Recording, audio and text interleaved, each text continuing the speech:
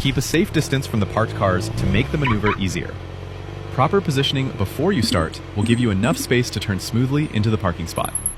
Stop when your car passes the parking line.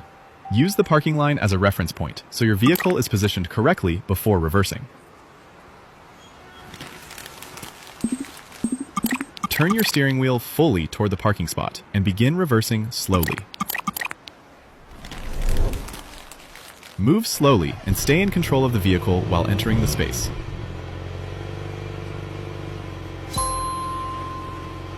Use your mirrors to align your car within the parking lines. Check both side mirrors and make small steering adjustments to keep the car centered in the spot. Return the steering wheel to its original position and slowly drive the car to the end of the parking space.